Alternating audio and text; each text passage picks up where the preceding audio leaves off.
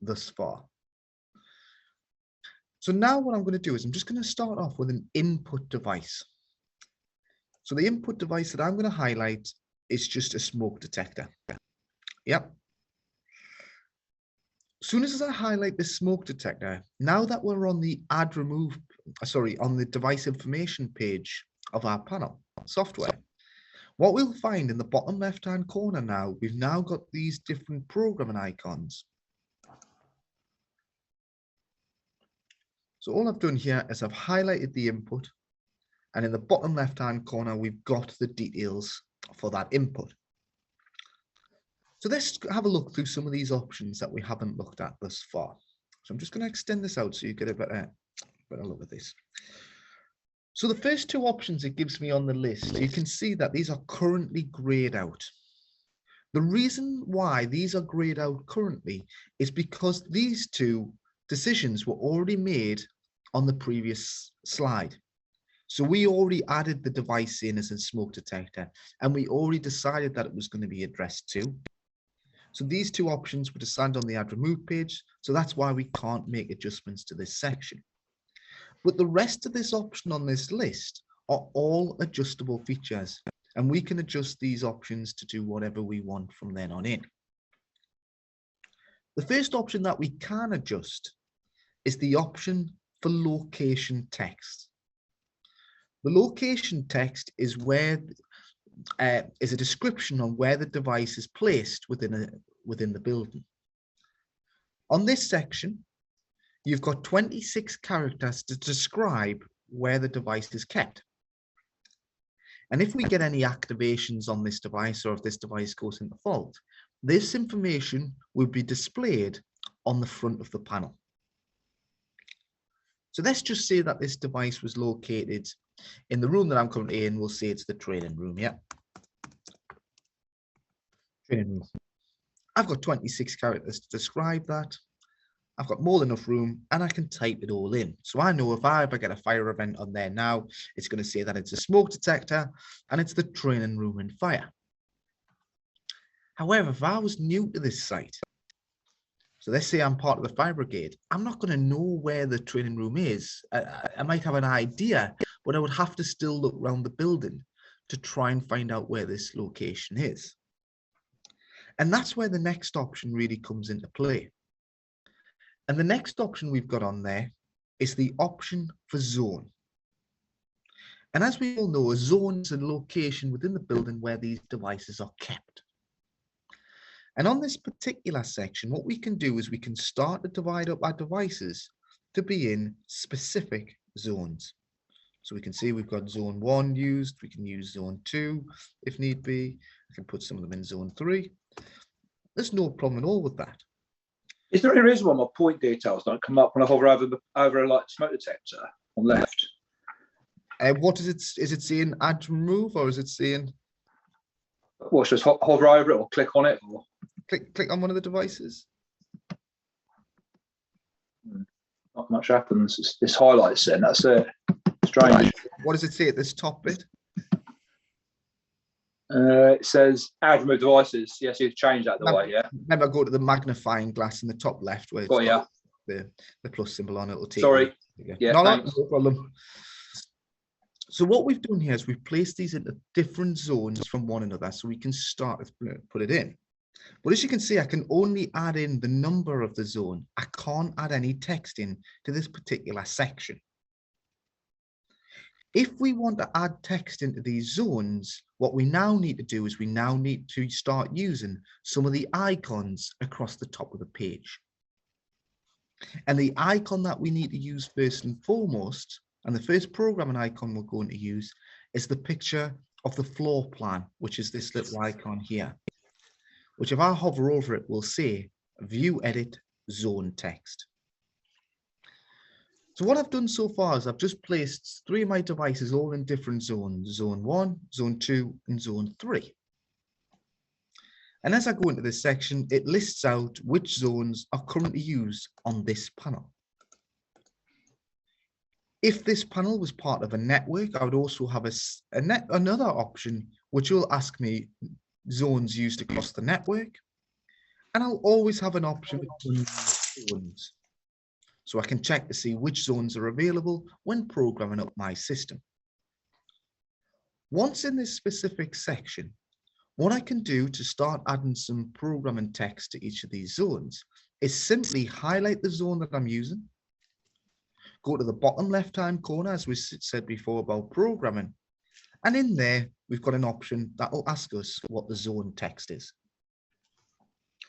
The zone text allows us to have up to 32 characters installed on this site. So I can put in my description to say exactly where this zone is kept. So if this was a multi-story building, what I can do is I can type in some text or something like first floor and go to the next one and call it second floor. And I can just keep on going throughout all my zones to get everything adjusted.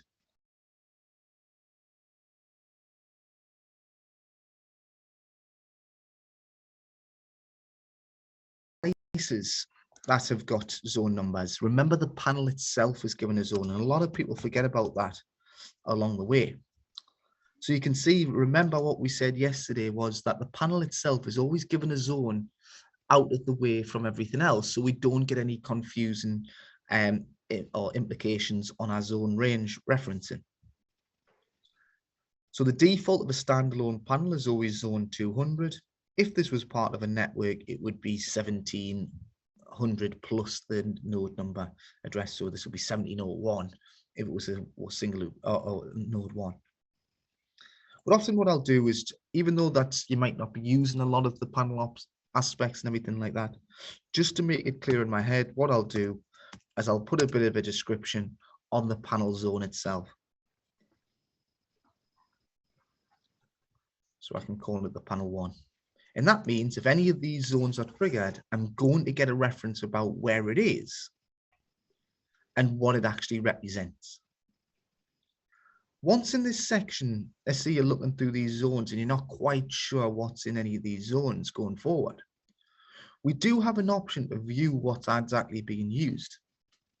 So if you ever right click on any of these zones, what you get is you get an option that will say points in zone.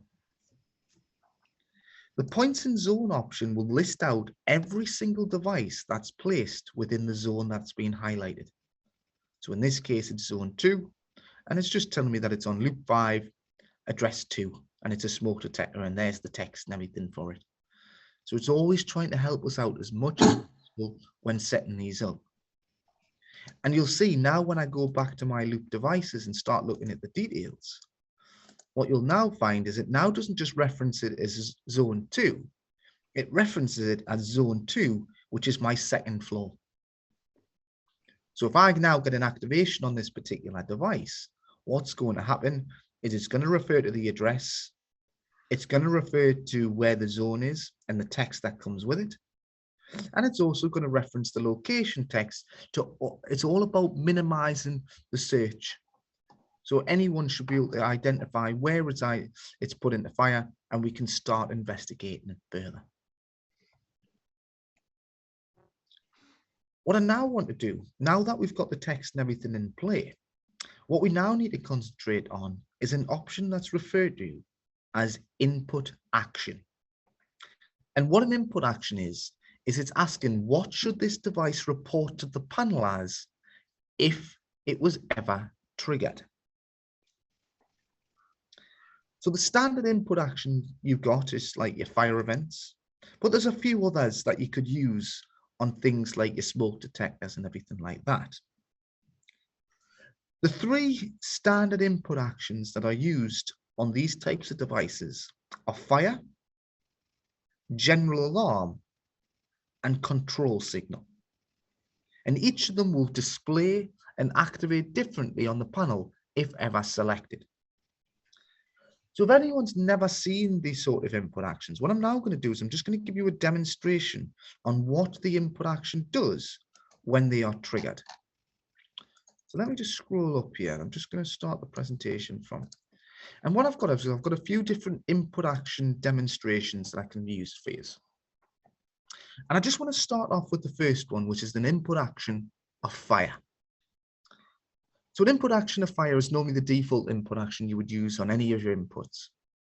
as soon as you auto learn an input device on your system, fire is always the first input action that it'll default to. What will happen is if I program, so I've just got a simple loop here, I've got just a manual call point and 2 sounders on there.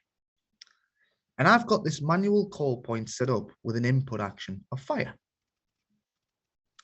If I ever trigger that device, what will happen is the panel will indicate that there's a fire condition coming into play. And the input action of fire will display differently from any other input action on site. You can see it's trying to give us as much information as possible. So it tells us that it was a fire started in a zone. It tells us what the zone is in regards to the text. It gives us a little bit of information on what the device text was, and it tells us what the actual device itself is. Again, it tells us how many zones are in fire and what zones are actually activated, just in case there's multiple activations going off at once. What will also happen on the front is the red LED for the fire command will also illuminate. Once the fire condition has taken place, what happens is, as the input action of fire is taking place, what happens is it will send a signal to the panel to say that there's a fire signal taking place. And from there, the panel will then transfer that information to tell the output devices to trigger off the fire condition. On a default line of cause and effect, on any default panels, what will happen is all your sounders and output devices will all trigger off an input action of fire as default. That's always the input action that's being used. The thing is with a fire event, what happens is an input action of fire doesn't only need you to reset the device. So if I reset that device there, so the device has been reset, you can see that the panel is still in fire. What you need to do is, if the input action is set up for fire, is the input action, it will always be latched in. So what that means is we don't just need to reset the device. What we need to do is go to the panel and manually reset the panel for it to go back to normal operation.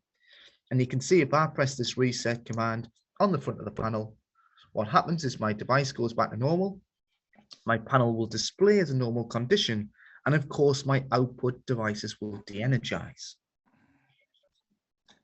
So now that we know that we can add an input action in of fire, let's have a look how the fire input action has been introduced to the output group of these devices. So as default, what we discussed yesterday was these devices will be placed into a default output group, which is 198. So any sounder will always go into 198 as default. And that's no different with these two here. And what we've done on 198, and this is just the default programming, by the way, you'll see we've got an icon across the top, and we're going to discuss this a little bit more in detail further on in the course. So don't worry about it at this moment in time. But it's just to show you what it looks like when it gets introduced to the cause and effect. So when it comes to doing cause and effect, what you'll see is we've got an output group of 198, which I said that represents our sounders. Ringing styles will come on to a bit, but all you need to know is that ringing style 0 just means turn on. But the other part of the line is where we reference our input devices. And what we've said in here is if there is a fire on zones 1 to 2000, we want these outputs to trigger. So because our manual call point had an input action of fire, we know that the outputs that are placed in this group are going to trigger with the style 0 command, which is just on. Everyone following me so far? I haven't lost anyone yet. Yeah, a few messages in yet. Everyone seems okay. Right. And again, like I said, that's just the default programming of the output group. So this is what it will always come preset as. But let's have a look at some of the other input actions and where and why we might use them going forward. So the next input action I want to bring up to you, and this is not as commonly used, but it's starting to come in more and more into fruition over the last few years. And the input action that I'm going to show you now is an input action of general alarm. So a general alarm input can be introduced to any of the input devices. As you can see here, it's just a manual call point. And as if you are using these input actions on a call point, you've got to make sure that you specify the right color call point. And what general alarm is used for is something that's referred to as a bomb alert. So before we go into too much detail of what the bomb alert means and what it's doing, let's just get an idea of what it looks like when these devices are triggered. So let me just activate this device now. And you can see, as soon as I set this device off, it sends the signal to our panel. You can see it looks a little bit differently. It tells us that there's an alarm condition taking place. So we know it's not just a fire condition, so it's not going to cause any confusion. And again, it shows us a little bit of information of what zone it is and that the bomb alert is taking place. And again, it tells us what the input device is, with a big notification on the front of the page saying that this device is in alarm. So the question that's being asked, what's a bomb alert? When would you use it? And what a bomb alert is, it's a way of evacuating the system without confusing people into thinking that it's a fire. So it's a different evacuation plan that's quite often used. I've got there's two schools that's nearby. Both of them requested our help with programming, and both of them needed this sort of event put into place. And you'll start to see this get introduced into a lot of your programming going forward. What a bomb alert is used for is, instead of evacuating people in a fire condition, what this is potential danger that could be caused from an attack on an area or a terrorist attack or something along those lines, where you've got to tell people to evacuate the building, but you can't just tell them that it's a fire. How you do that is you change the input action. So on here, we've got it set up as a general alarm. So it not only displays differently on the front, but because we're using a different input action, what we can do is we can reintroduce this input action into our cause and effect to tell these outputs to sound differently in this sort of scenario. So what we've got here in these two schools, what they've got is they've got a receptionist on site. If there's ever a danger that comes in, what they'll do is they'll press the button under the desk. So it doesn't cause any confusion. It shows up as an alarm signal on the front of the panel. But what it also does is it sends a signal to your output devices with a pulsing tone.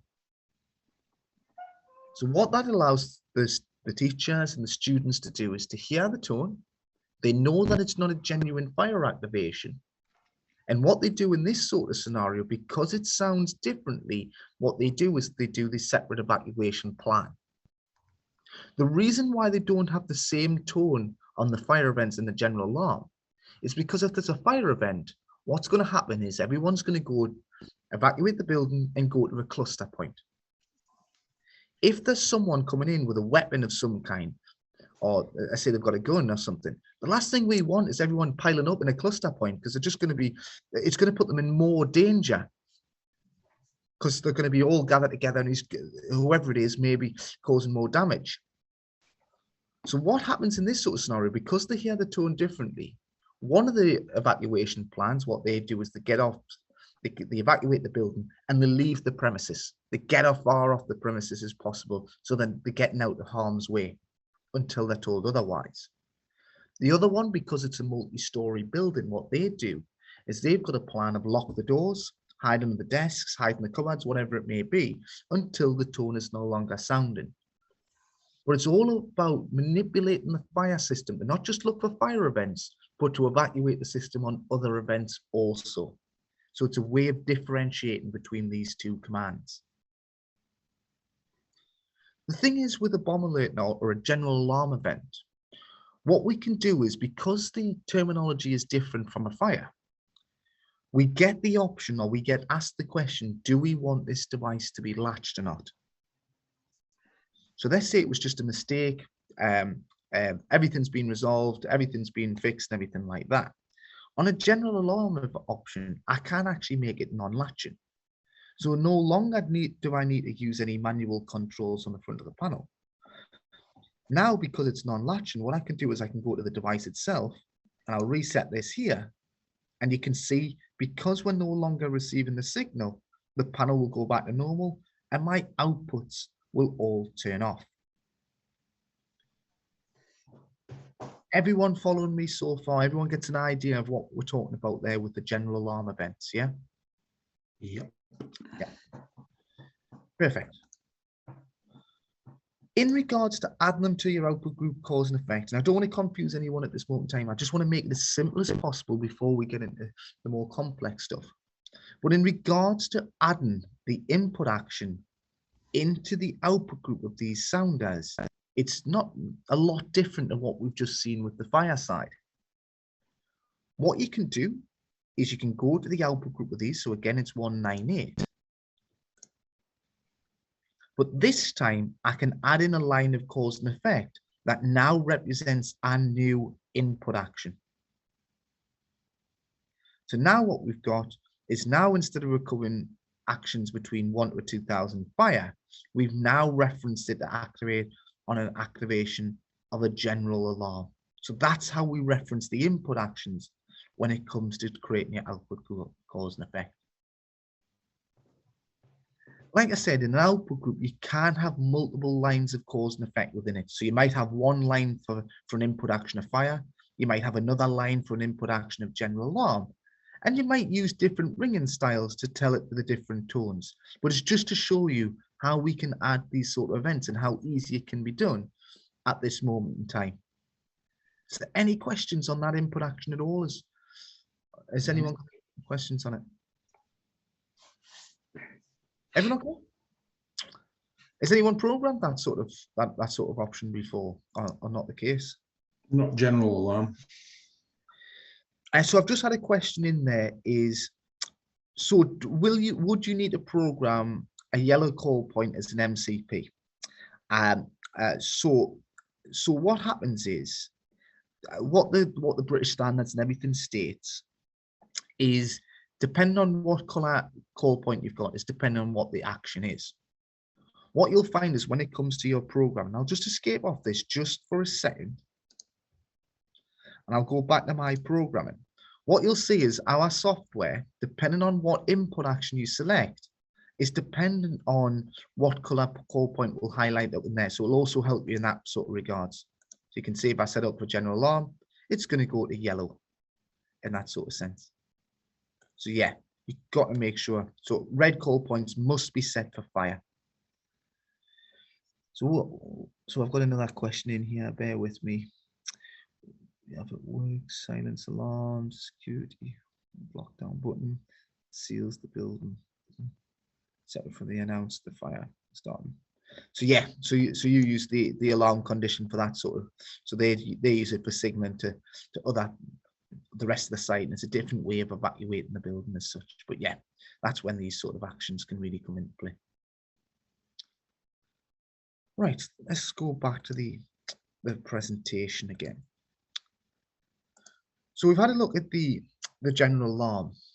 The last one in regards to the presentation of the input actions that I want to use, and again, it's another common one that a lot of people use, is an input action of control signal. So a control signal is used for events such as class change, and you'll see why in a moment's time. But what a lot of people refer to as a class change as a transparent event. Why we call it a transparent event is because if this device was ever triggered, so if I activate this device now, what happens is, if you look at the panel front, it won't actually change. It would look no different in this aspect. However, if you look out in the field and you start looking at some of our output devices, although that it's not showing up on the front, we can start to get these output devices starting to trigger. Why we use these things for sort of class changes, and what I mean by class changes, this is for things such as like the start and end point of a day, it might be break times and stuff like that. It's because every time when it's trying to tell them these sort of events, they don't necessarily want it flashing up on the screen every single time, because it's just going to cause confusion. Where if we just want these outputs to just say, look, there's your end of your day, there's the bells activating, we'll turn them off again, and then we can go back to normal as it was. So you can see nothing will show up on the front of the panel. The other things that we can do is, although that it is transparent and everything like that, if you do view the input itself, you can see that the input has triggered. You can see that there's an activation taking place on it. It just doesn't show up on the front to see that the activation is taking place.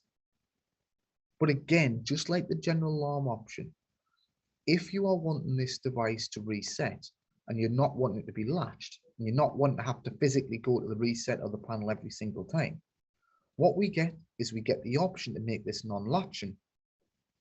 So that means if we ever reset the device, the panel goes back to normal. And again, just like we've seen with the general alarm, when it comes to adding it to your cause and effect, the good thing is our cause and effect tries to make it nice and simple by referencing the input actions that we are using. So you can see on this one, we're now referencing our new input action that's been introduced.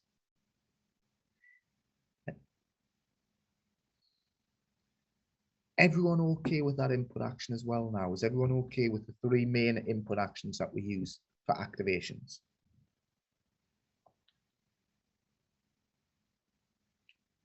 No questions on it, no? Yes.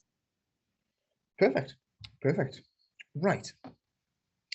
Now that we've got the 3 main input actions, I do want to bring to your attention, because what we've been concentrating on so far is sort of like smoke detectors and call points and stuff like that, which are mainly put in place to activate the system. That's all they're there for, evacuating the building, activating outputs. That's all they're there for. However, what I now want to show you is, what about if it's a switched module? So what I've got in here is I've got an IO. If I do my input actions on my smoke detector, because it's only used for evacuation purposes, you can see I'm only limited on what I can actually select. However, if I select a switch module like the IO, which I've got here, and I do the same sort of thing, what you'll find is there'll be numerous different input actions that can be used across site. So what I'm going to do is I'm going to point out some of the main ones that you could use on your site again. I'll not have the presentation demonstration, but I can give you an idea on what some of these actions are going to be used for. So one of the input actions that we missed was an option of supervisory. And I've got to be honest with you, a supervisory is very similar to how we described the general alarm.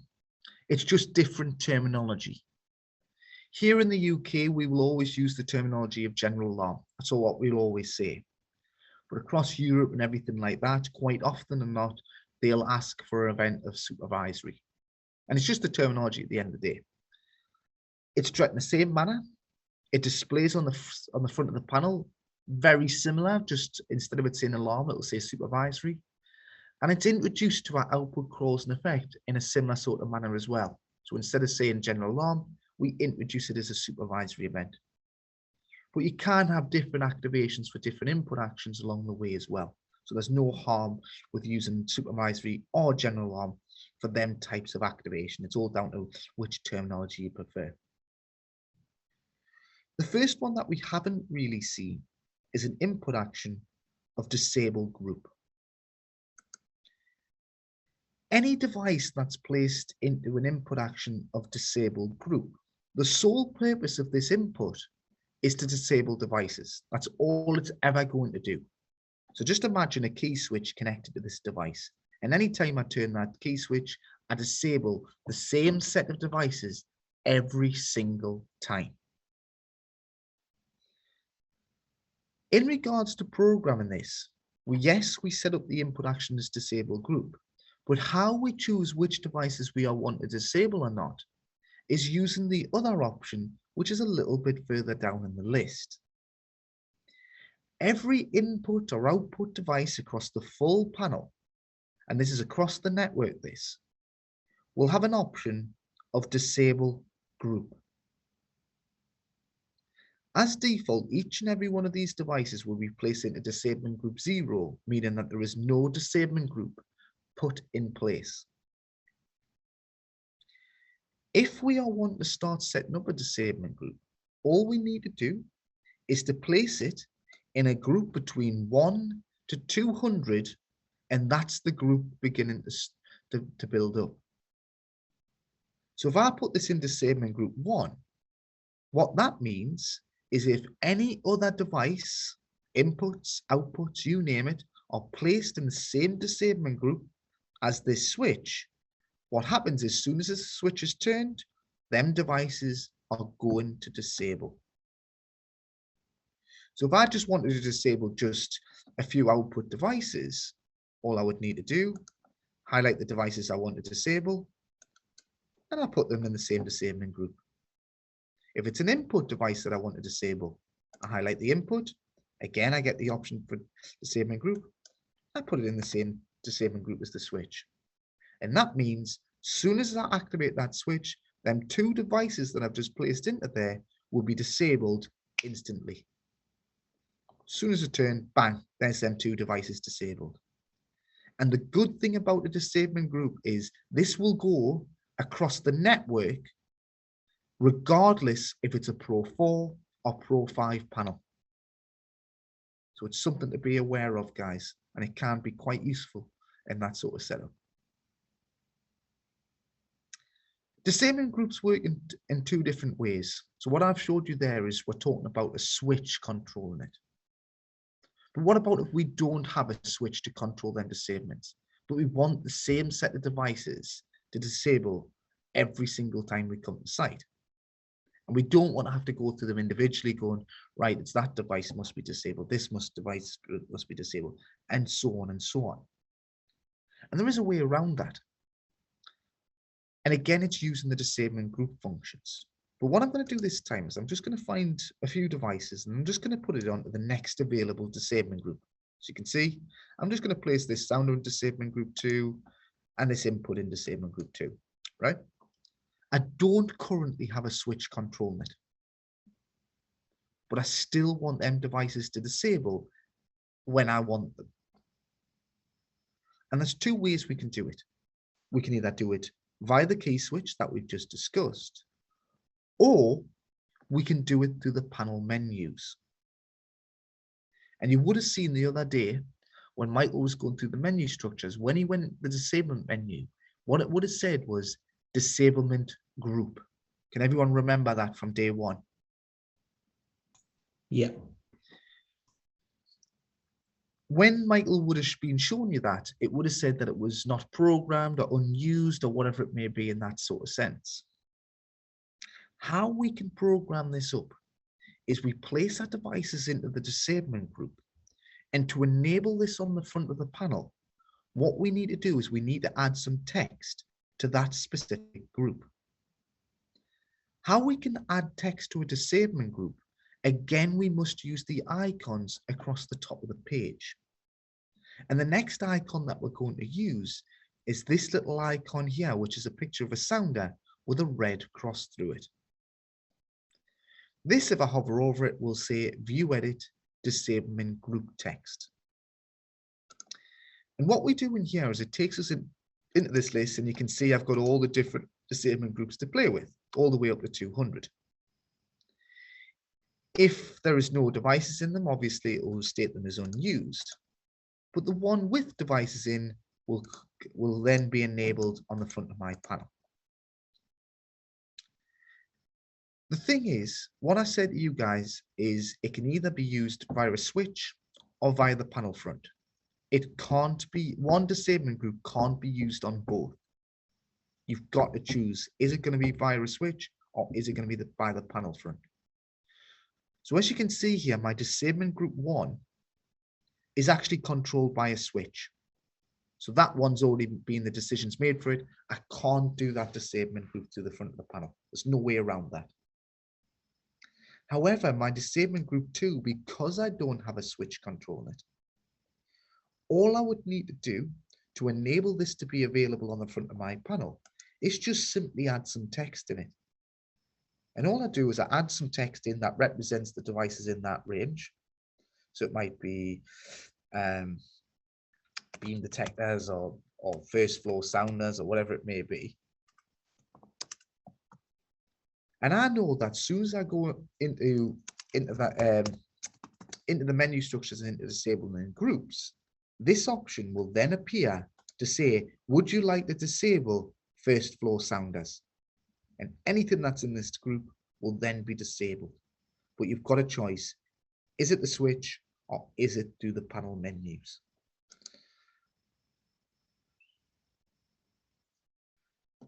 In regards to a switch, it has to be an input. So it can't be an output device. That's so a relay wouldn't be controlling it. It would be the input elements of the device.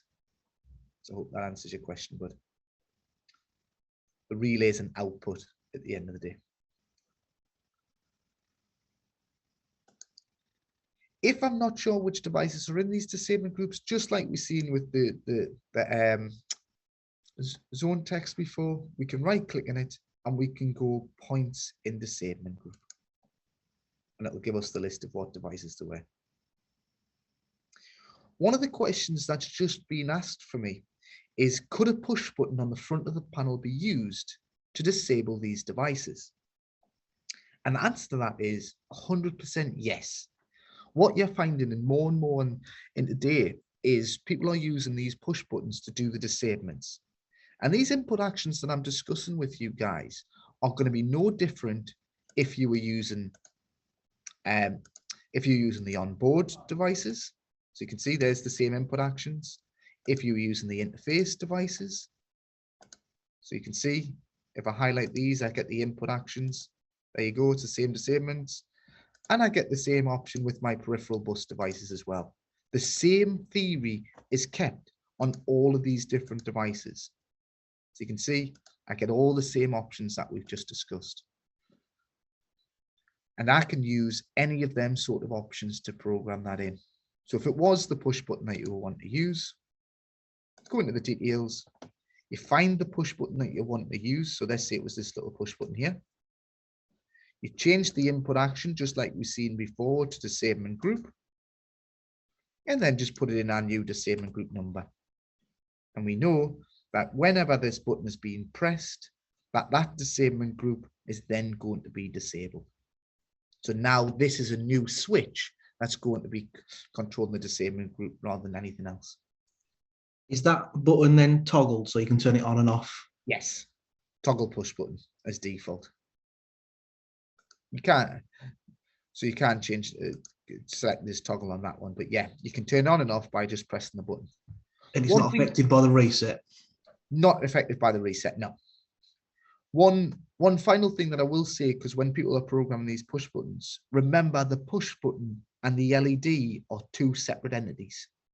So what you need to do is you need to program the push button to do the action that you want, then highlight the LED and tell it what it's triggering off, so you can find your disablement group and put in the same disablement group number.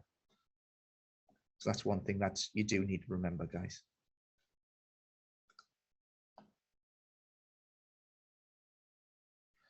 So one of the questions that I've just been sent in, and there's two questions come in, and both of them two very good questions come in. One of the questions was, can you make it up or lock out the push button so it needs a password to gain control? Because we don't want just people just run up to that panel and pressing the button willy-nilly, which is a very good question.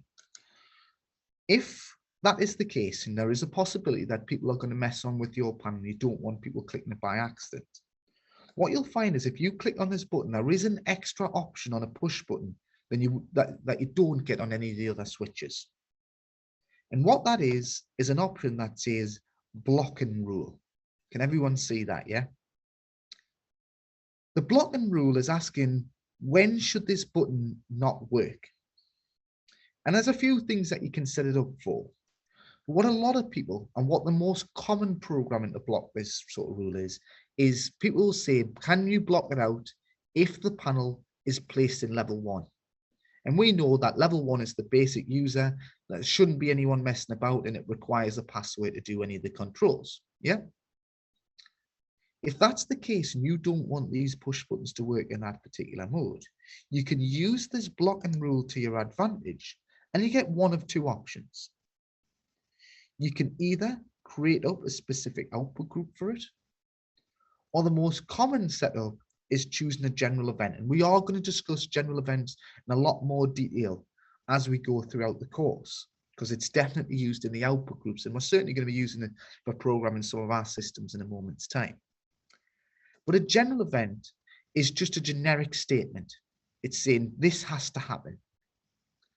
And in the generic statements, the one that quite often people use to block out the button is, if I scroll down this list, there's an option for access levels.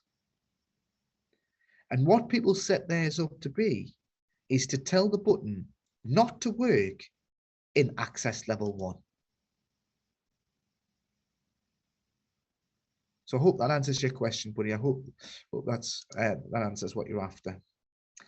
There's another question come in, is saying, can you add text to the panel front so you know what it is?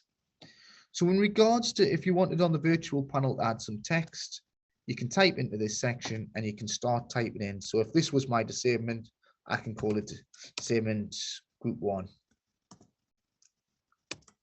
And then at least when I come into this section, I know that my disablement group 1, that's the push button that's in play.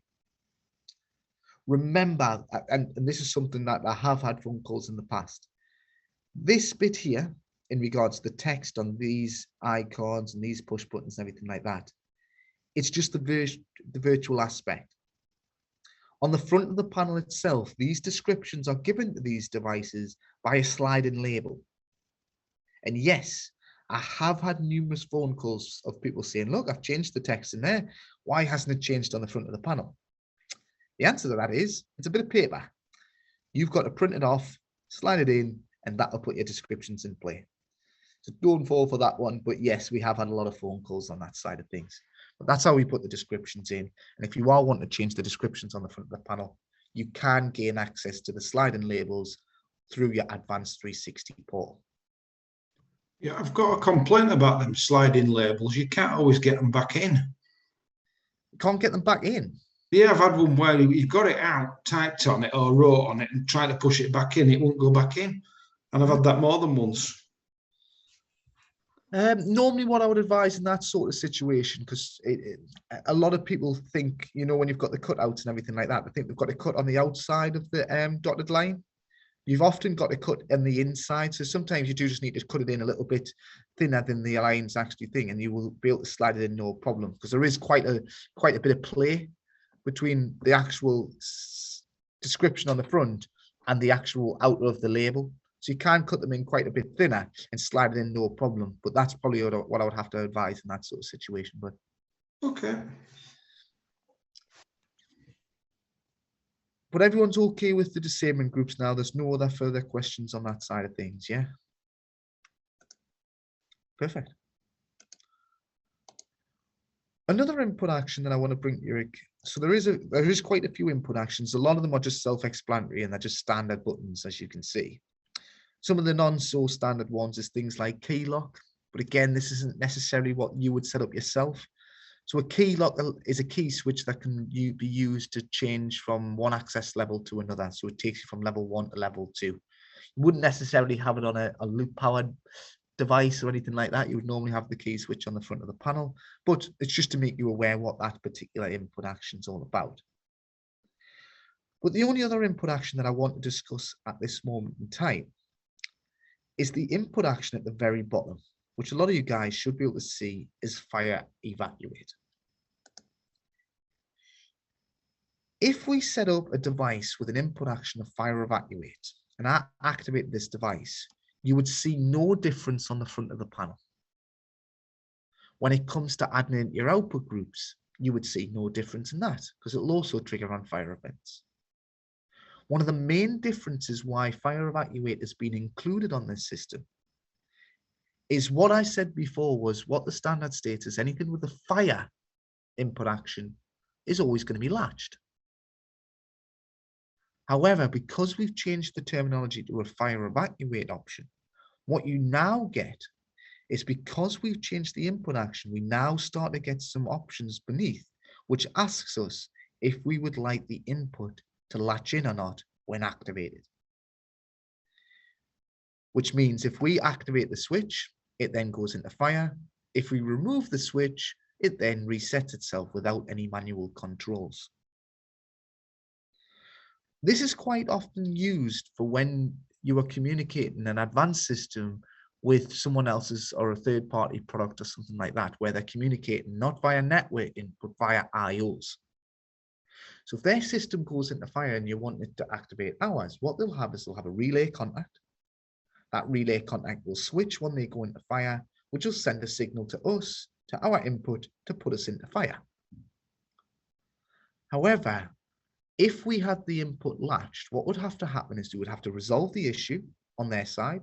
We would have to reset their panel to go back to normal. But once everything was back to normal, we would then have to come to the advanced system and reset it on there, which is a lot of wasted time. So what we can do is, if that is the case, and we don't want to have them going back and forward between one panel to the other, we can simply set up the input action as fire evacuate, so it will look no different on the front, but still have the option to make it latched or not using the tick boxes which are below.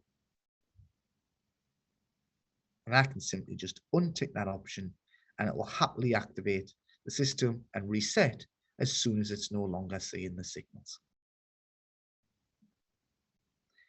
Everyone okay with the input actions that we've discussed thus far?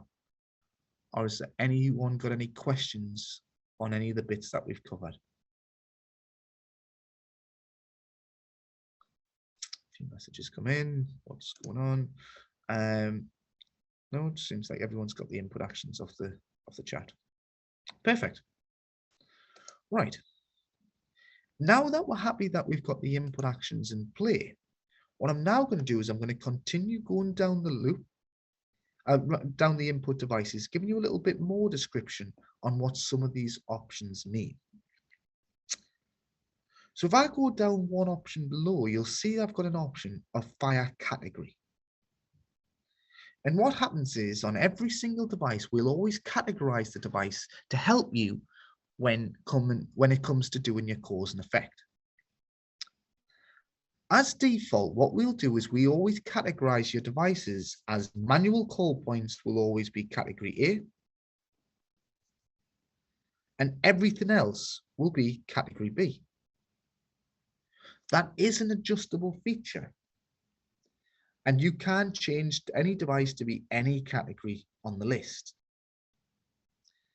When I was showing you before about creating the output groups and adding these different options in, what we were discussing the full time was we were talking about input actions. So we were saying, right, if this input action activates, activate the system. If this input action activates, activate the system. But it sometimes is the case that two devices might have the same input action and they might even have the same zone. So we can't break it down in that sense. So a way to help you out further is we allow you to categorize the devices. So even if the input action is the same and the zone is the same, we can still differentiate between the two device types using these sort of modes. So like I said, the most common one is your manual call points and the rest of the side. So you might have your manual call points going off straight away, where the rest of the devices, if activated, might delay the system until further notice. The option directly below that sometimes causes a lot of confusion. And I just want to clear this up for you guys. If you are wanting a double knock system, it's not done through the input devices. It's done through your output cause and effect. So that's through your output groups directly. But what you'll see is within the input devices themselves, they'll have an option in there which says incidents. What the incidence is if this device is triggered, how would this be sent across to your panel? And how should your panel differentiate it? And you've got two options. You've either got single or the option for double knock. Like I said, the double knock programming is done through your output cause and effect. So you would go through your output groups and tell them to activate on a double knock cause and effect. What double knock cause and effect is after is either two single knock devices, so it needs two of them to trigger the outputs, or one device that's set up for double. So when we're talking about incidents, we're talking about overriding double knock cause and effect. Again, as default, your manual call points will be different from any other device on site, because your manual call points will always be preset as an incidence of double knock. So it's overriding double knock cause and effect as default. So it will always override that sort of section. But that's what that's all about. And again, I'll show you once we get into the output groups, how we can add these sort of actions into play to get the most out of our cause and effect.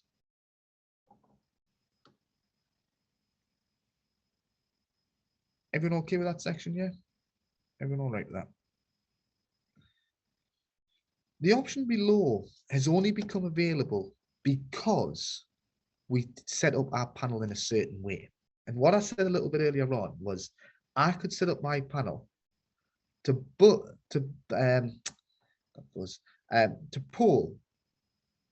on individual devices. And what we said was on a hotel sort of scenario, what you could have is your sleeping arrangements can, or your sleeping accommodations might pull where the LED flashes, and some of them, and some of the common areas might not, or vice versa, or whatever it may be. All we need to do is to choose which devices are going to pull or not, is obviously selected on the panel to say that it's individual. And now what we get is a tick box for all our devices. And all we need to do is just simply just tick the box for the blink on pull. And I know that that device is going to be one of the ones that's going to illuminate during the communications process.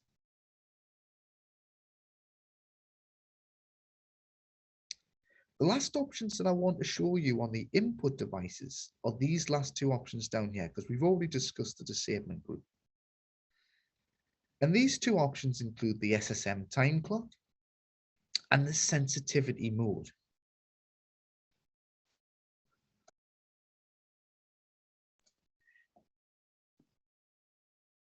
The sensitivity mode allows us to choose how a device is set up. So some devices will allow us to choose how sensitive the device is, tell us when the pre-alarm, the low alarm, and all these different things, and all the different delay options. But on Apollo protocol, one of the main options that we can set up is the mode, which is the high alarm reference. On this particular device, what I've highlighted is a multi-sensor. And this is one of the reasons why I used Apollo as my example instead of one of the other protocols. Apollo multi-sensors, what we can do is we can change the mode of the device through the actual software itself. Apollo, unlike the other protocols, have got some multi-sensors that will allow us to change it through the menu structure, and other multi-sensors that we can't. So if you are wanting to use Apollo multi-sensors and you want to change the mode, change and everything like that, you've got to make sure that it's in their intelligent devices, which is the discovery range of devices. If it's a discovery device, which this one currently is, what we get is we get this little mode option, which is located in the bottom left. And the mode allows us to choose what this device is actually detecting at that given time. I'm just going to make it easy for you guys, for the guys that haven't worked on the Apollo multis before. Apollo uses a number sequence to choose what each of these devices are detecting. And the number sequence goes as 2 is smoke. 3 is multi. 5 is heat. And 1 and 4 are multis, but they're prioritized between smoke and heat. But the main ones are 2, 3, and 5. So currently this device is set up as a multi-sensor, and I can change the mode of what it's detecting using the number sequence. The rest of the protocols that you're going to use, and this is what the reason why I didn't choose the others, is they just actually use text. They just call it multi, smoke, and heat. They didn't use a number sequence, so it's even easier again to set up. But Apollo have always got the number sequences we just discussed, which is all well and good if you want a multi-sensor and you want to just choose what times of the day, what it's going to be detecting at all times. But let's come up with a scenario here. Let's say we want to detect heat through the day. And the reason why we want to detect heat through the day is because that's where the most false alarms are going to take place. There's more people in the building, there's more people buzzing about, so there's more people likely to cause false alarms. But outside of the daytime, if there's no one in the building, there shouldn't be any false alarms taking place. And you probably agree with me on that one. If that is the case, we can certainly program that up using our software. And how we do that is we program it using the SSM time clock. So we spoke a little bit earlier on about the calibration clocks a bit earlier. And what I said to you guys was there's 10 time clocks in total. And if I do the drop down, there's the 10 time clocks that I can select. What I did earlier was I currently put my calibration clock as time clock 1. But the rest of the time clocks are all available. So I can use any of the other time clocks that's on site. And all I'm going to do is I'm just going to select the next available, which is 2. Soon as I attach a time clock to the device, what then happens is I get 2 options below instead of just the 1. One that's referred to as the sensitivity adjustment mode, which is when the time clock is off, and the other when the sensitivity mode or the special sensitivity, which is when the time clock is on. Once we've got the modes in place and we've got the time clocks put in place, what we can do is we can adjust the mode change to represent what it should be doing at that time of the day. But as you can see at this moment in time, I haven't discussed what the time clock on and off actually is. I've got to set that up myself. And that's what I'm going to show you next. I'm now going to show you how to start setting up these time clocks going forward. So how we set up a time clock, as you can see, the next icon that I'm wanting to use is actually this little one here, which is the picture of a timer with a calendar behind it. If this option is selected, what happens is it comes up with the 10 time clocks, which are all available to program. You can see that my time clock 1 is currently set up for my calibration clock, and I'll program that up in a second. I just want to concentrate on my multi-sensor time clock first and foremost. And what I said was I want this multi-sensor to be heat through the day, through working hours, and this is where I'll program it up. And it's done as a day-by-day basis.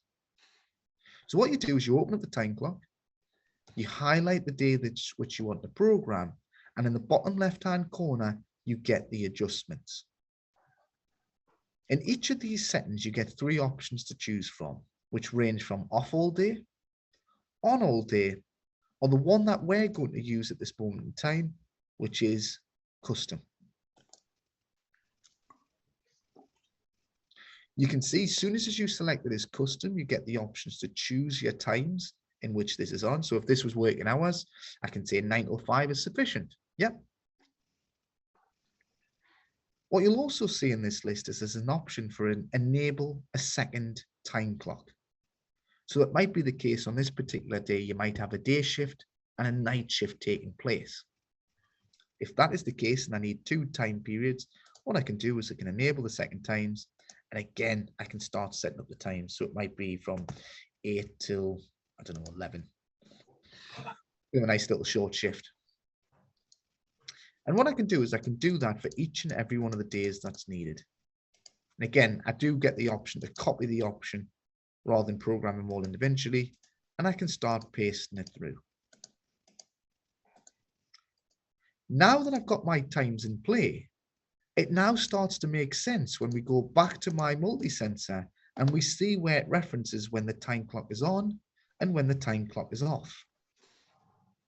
So what I told you guys is when the time clock is off, so outside of the time periods, we want it to be multi, which it currently is. But when the time clock is on, because there's more likely for false alarms, I want this to be heat, which is module 5 or mode 5. Everyone following me so far? Yep. Yeah.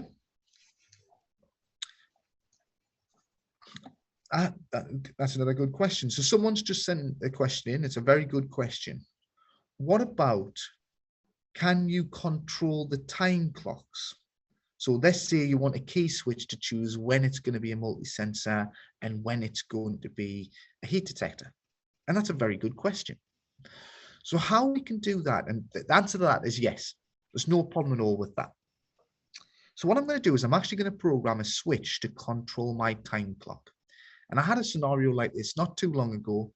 What there was a nightclub called up. What they said they wanted, right, can we set it up? Because we're not sure which days we're going to be opening and stuff like that. Can we choose when the device is going to be a heat detector and a smoke detector? Because we're not sure which days we're going to have the smoke screens and everything coming on, and which could potentially cause false alarms. What they did, and just to show you that you can use any input, I'm just going to use one of the onboard switches. So let's say this was a switch on the front of the panel. I'm going to use one of my switches in here, which is switch 1. And you can see exactly the same information that we've been discussing throughout is exactly the same on here. What I'm going to do is I'm going to choose an input action. But let's get your opinion on this. If I'm just wanting this switch to turn and change the mode of a device, do we necessarily need any activation on the front of the panel? Probably not. You don't want it to go into fire. You don't want it to say an alarm. It's going to cause confusion, isn't it? You probably just wanted to change the mode. Yes, it might activate an LED or two, but in regards to switching over, you probably just wanted to just do that. Am I correct in saying so? Yep. So because we don't necessarily want this shown up on the front of the panel, what we need to do is we need to find a specific input action that doesn't show up on the front of the panel or is referred to as transparent. Can anyone remember which one of these input actions we spoke about, which was a transparent input? Oh. Anyone remember? Was it general? No, general actually shows up on the panel. That'll actually show an activation on the front. It's control, isn't it? It's exactly it, which I can see a lot of messages are coming in with the control signal as the reference. So the control signal is a transparent input. It's not going to change the front of the panel. It's just going to allow us to do our activations. And the good thing is, it's not just the case of activating outputs with a control signal.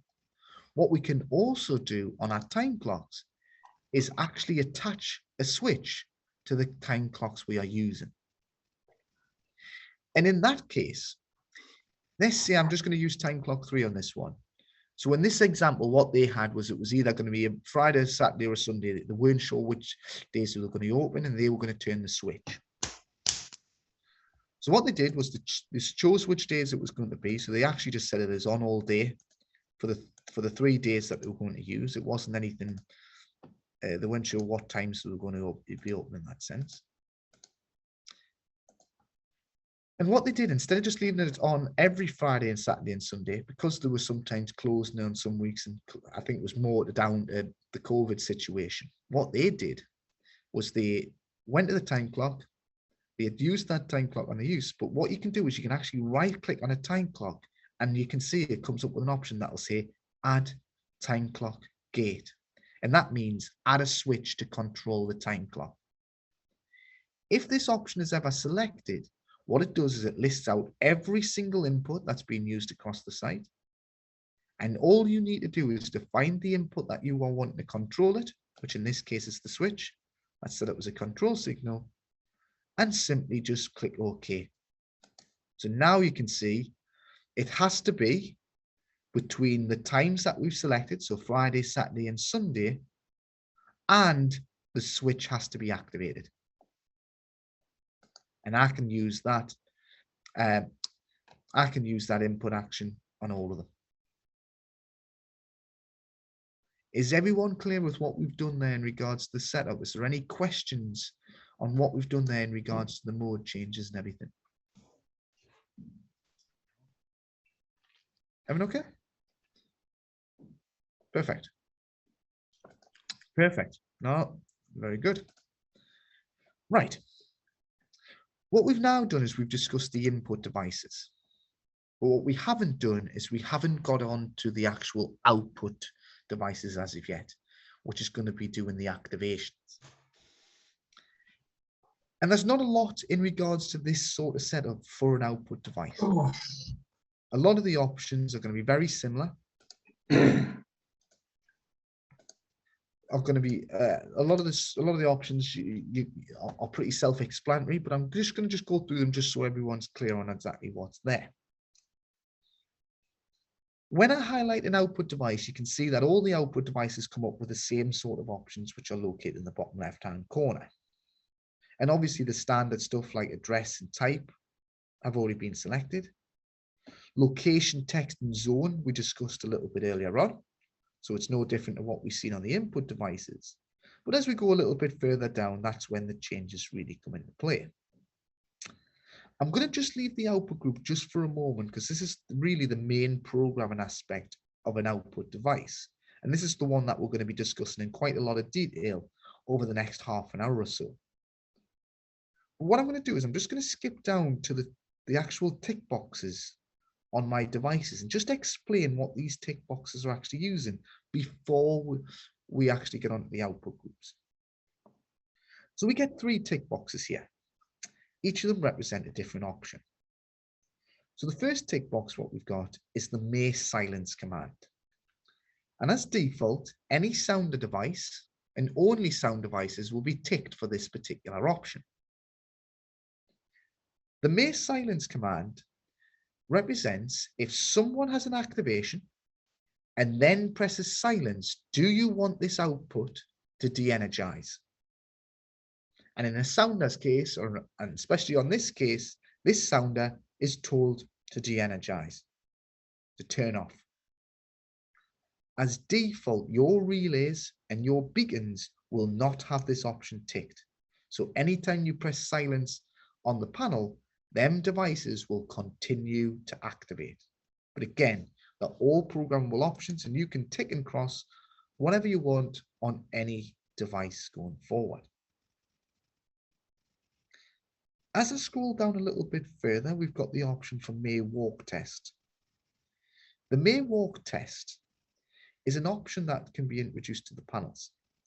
And what this does is if we put the panel into test, if we tell it to go into test with sounders, would we like the outputs to trigger? Yes or no? If this option is ticked, it doesn't matter if if this option is unticked, it doesn't matter if we've said with or without sounders, this output will continue to not activate. So if you ever want any outputs to trigger through the test option, that's the option that you must tick. But again, sounders will be ticked for that option. All the other output devices will not. The final tick box that I want to bring to your attention is the activate with detector. And this option was introduced to minimize the amount of cause and effect ever needed on any site. The activate with detector option, what it does is it tells the output that we've ticked it on to follow the address directly in front of it. So in this case, it's actually a sounder base, so it sort of makes sense. The sounder base is going to trigger off the head that it's actually attached to. Fair enough. However, this sort of option can be introduced to the other loop devices as well. So if you've just got a straightforward loop wall mounted device and you tick that sort of option, what that will do is the address 4, in this case, will follow the address 3 activation. And what it does is it says, forget about what it says in the output group. My main priority is the device directly in front. What the activate with detector also does is any delays, any disablements or anything like that will be ignored if that condition takes place. So if we've got an activation on that particular head, it doesn't matter if the device has been disabled or not, the device will continue to activate at any time. One thing that I will say, and this is something that we've seen in the past, and this is certainly a question that's just come in, is do you need to make sure you've got to be careful in regards to the outputs and inputs if you're going to start using this option? And the answer to that is yes. There was a site not too long ago, had multiple, what they had was a hotel. Each of the rooms had a sounder and a smoke detector in each of the rooms. And what they had on that particular site was there was an investigation delay. So what happens was the outputs don't trigger through the countdown. But what they requested was, if there's an activation in one of the rooms, even though that the investigation has taken place, they wanted that room of origin to activate. So all they did was program an investigation delay, and they heard about this option about activate with detector, and they went, great, we'll use it. So they started taking this activate with detector option. The problem is they didn't concentrate when it came to addressing the devices. So what they found was when it came to addressing the devices, instead of the sounder following the smoke detector, what they had done is they had done the smoke detector following the sounder. So unfortunately, because of the way they had addressed the system, what was happening was instead of the device activating off the smoke detector in its own room, what it then did was activate on activations off their neighbors.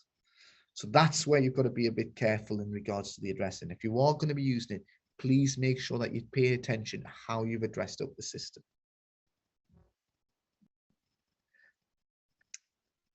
So, you what, sorry? Oh, they've still got loop powered sounders. On sounder bases, no, you shouldn't have that issue. Like I said, ancillary sounder bases on Apollo also aren't an issue. It's when you're talking about wall mounted sounders and stuff like that, that there's really an issue. So one of the questions that have just been sent through is asking about the May walk test. The May walk test, it's not saying that it's going to activate if it's with or without sounders. What it's saying is you've put it in a test and you've said with sounders. If I didn't have that ticked and I had said with sounders, it would still not activate. So I hope that answers your question, buddy.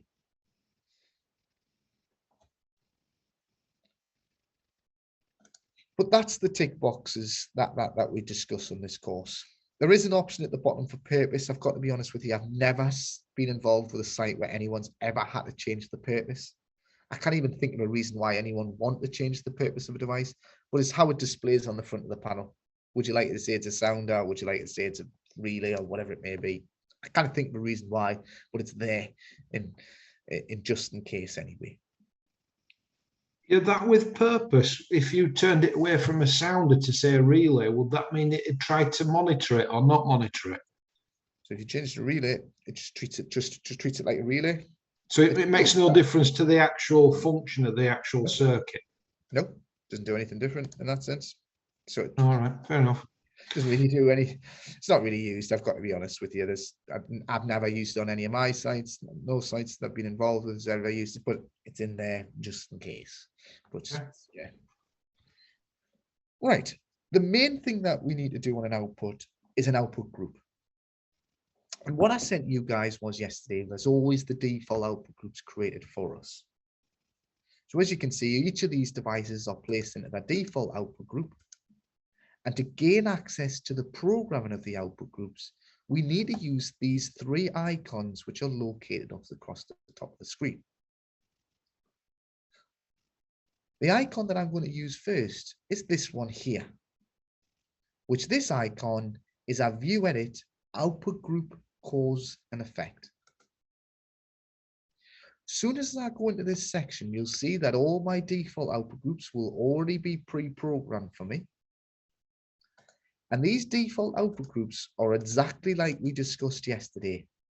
What we said was output groups 1, 197, 198, 199 are all told to activate on any device with an input action of fire. Where output group 200 is the only different default output group because this output group is only ever told to trigger on a fault condition. So everything is set up as one out, all out as default on the system. But it's not always the case that we need this to take place. We might need specific programming for these specific scenarios. And what I want to do when we're talking about these output groups is I want to go back to an example that we had yesterday, and I want to start building up that sort of programming because it's the best way to get our heads around how an output group is created and why it might need to be set up. And what I'm going to do is I'm just going to scroll onto that presentation from yesterday, and you probably recognize the slide that I'm going to be taking you onto. In a second, scroll down. And it's this little slide here. And we spoke about this in quite a bit of detail yesterday, to try and get our heads around how and why and how an output group might be used. So what we discussed yesterday was an output group is created to tell an output when and why to trigger. An output group can contain numerous different output devices in. But if there's any differentiation on between two devices, why they should trigger, what that requires is them to be placed into two separate groups. So remember, the output group represents the output device. The lines of cause and effect that we place into that group, so the lines that we put under it, represents the input devices. So we're saying, right, this output should trigger when this input triggers. So what I'm going to do is I'm going to actually create this sort of scenario that we came up with yesterday. And what I want to happen is I want to create myself a phased evacuation option. So it's no longer going to be one out, all out anymore. What I want is each of the sounders on each of the floors will always trigger straight away if their floor of origin is ever triggered. And how we differentiate the input devices is via the zones of each of the floors. So you can see I've got zones 1 to 6, and I've got output groups 1 to 6. However, if there's an activation elsewhere in the building, what I'm wanting is the sounder to have a 30-second delay for each floor that the input is away from my device. So let's just make sure it's clear with everyone. This sounder should trigger straight away if the floor of origin activates. However, this sounder should activate after 30 seconds if the floor above activates. And every floor that we're above, this sounder should wait another 30 seconds. Yep. So what I'm going to do is I'm going to start coming up with the sort of scenario, and I'm just going to create just 3 of the floors just so we get a bit of an understanding on what we're doing here. So I'm no longer going to be just using just the standard input, the standard output groups. I'm going to be creating my own. So what I'm going to do is I'm just going to create a new loop. I'm going to just find 3 devices. So 3 smokes to represent 3 of the floors. And I'm going to add in just a standard sounder device. Just like we had on that site. Ooh, I'll just delete that off. Double click, add them in, right? In regards to the programming, what I'm going to do is I'm going to program each of the floors to be a different zone and each of the floors to be a different output group. What I'm going to show you though is all we've been doing so far is highlighting the devices and going into the bottom left-hand corner to program them.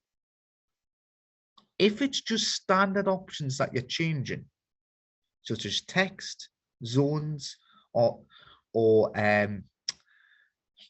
disablement groups or stuff in that nature, or even output groups, what we can do is we can right click on the devices and there'll always be an option that will say quick edit. This quick edit allows us to create a table format so we can easily make our changes without having to click back and forward.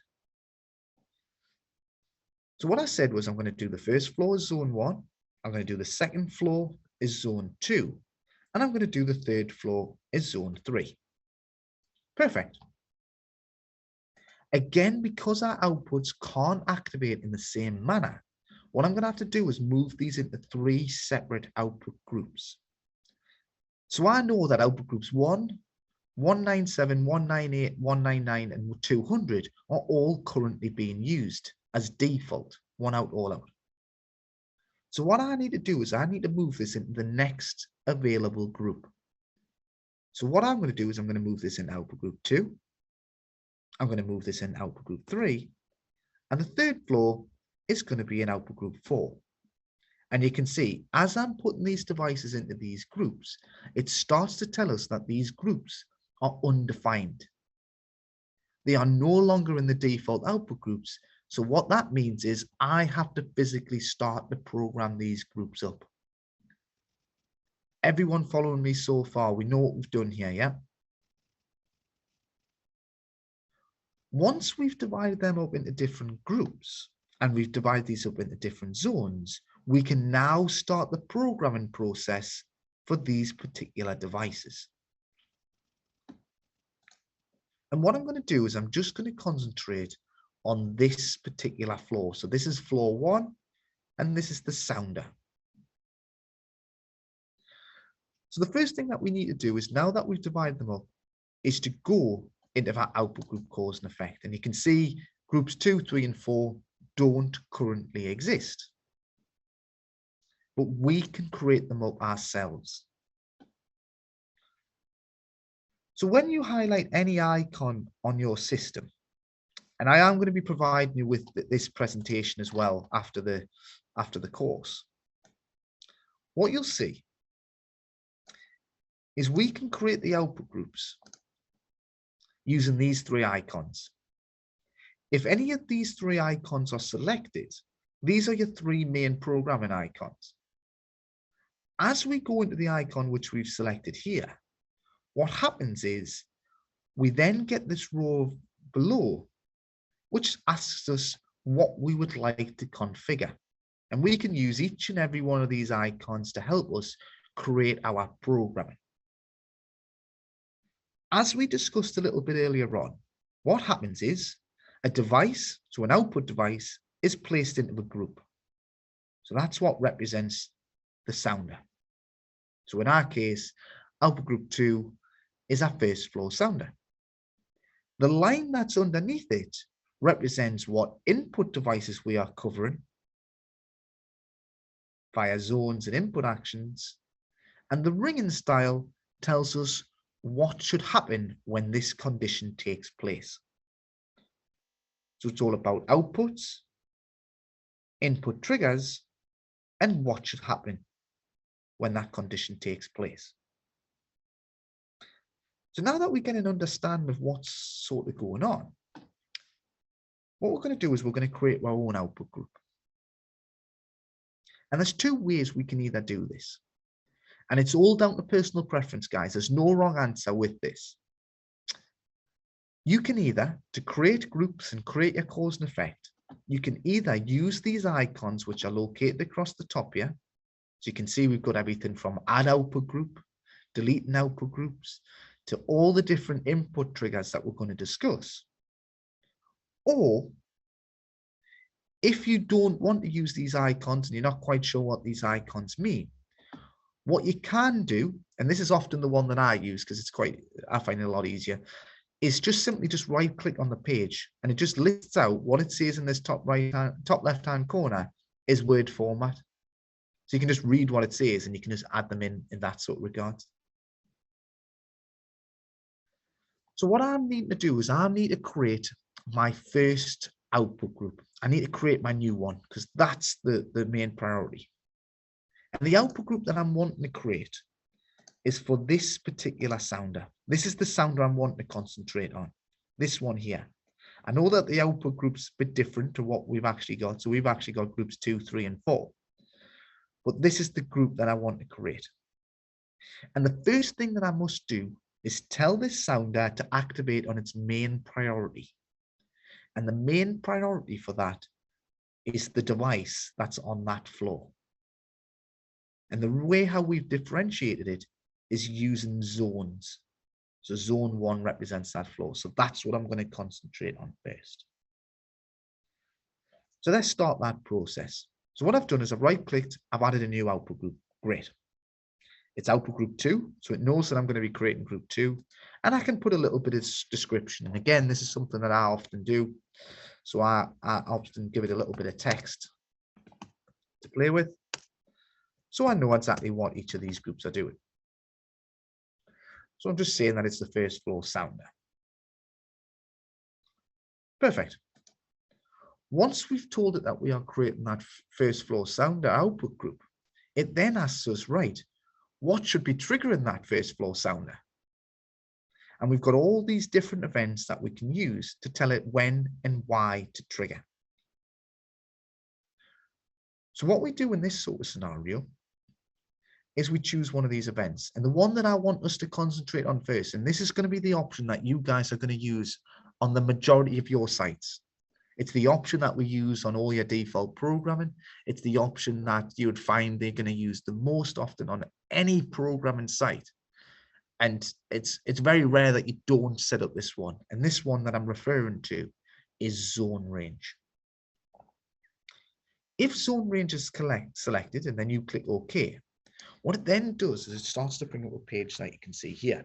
And it's going, right, now that I know which sounder you're talking about, and now that I know that you're going to be programming zone ranges, right, what zones am I going to be covering?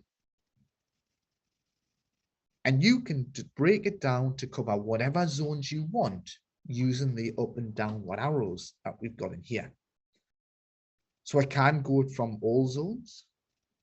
I can cover it from zones 1 to 3, which is my three floors.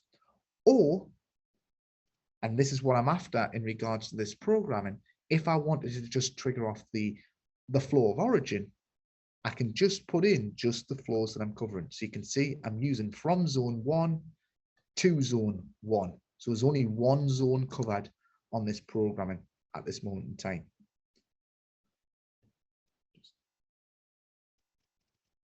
Yes. So one of the questions that I've just been asked there, if you move a device to a different output group, does it remove the default programming? Wait there a second. That output group. So to answer your question, so if you put a device into another output group, it doesn't remove the programming from the group. So the other devices that's still in 198, so I have got other devices on the site that's still in 198, they're still left as default. What it has done is now that I've placed this new sounder into a new group, that means it's no longer following our default programming. We are now starting the programming from scratch. We are now creating our own programming. So it's no longer following the default programming. It's now following whatever we put in this new group. So I hope that answers your question, buddy. Yeah, perfect. So what we've got here is we've told it that it's going to be following just zone 1 at this moment in time, because that's all I wanted to concentrate on. Ringing styles, I'm going to go into a lot more detail in a second, but all we need to know at this moment in time is ringing style 0 is just the on tone. It's nothing special about it. So what we're saying is just turn on. Underneath is the bits that we've got to concentrate on, however.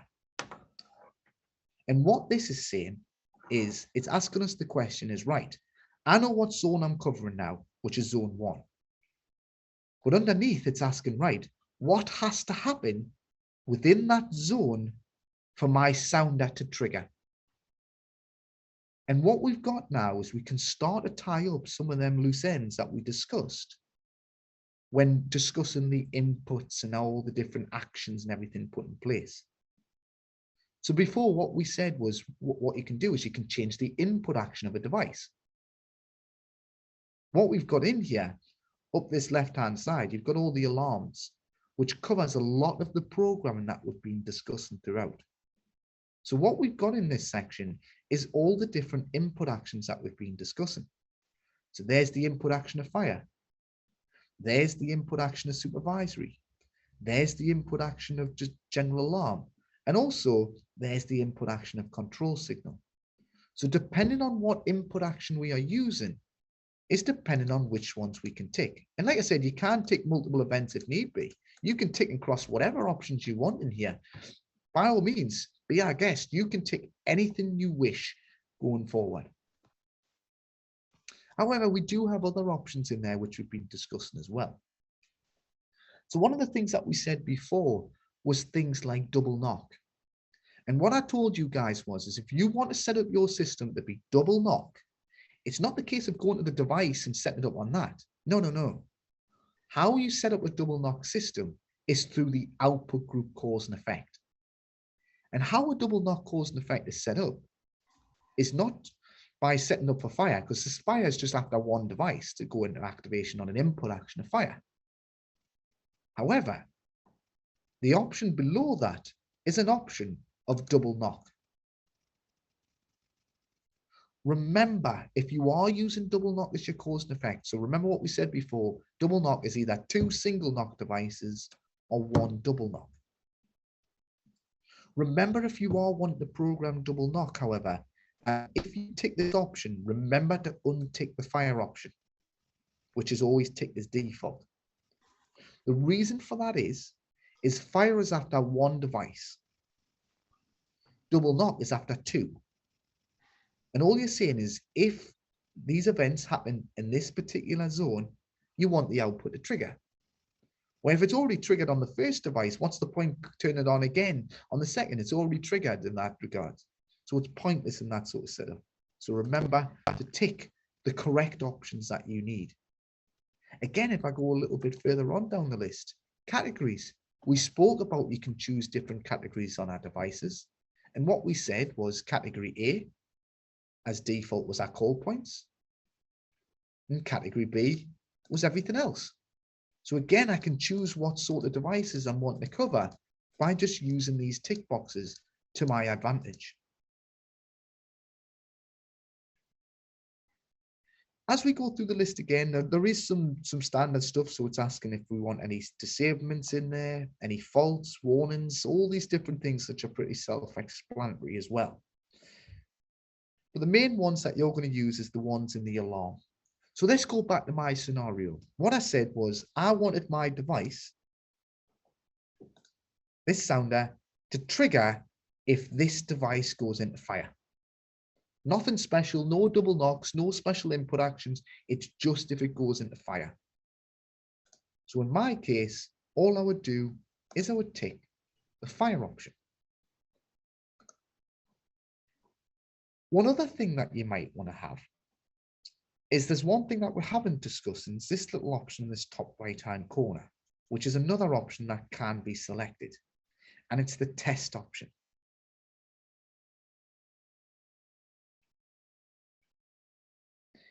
This test option allows the device to decide if it's going to activate if we say test and with sounders.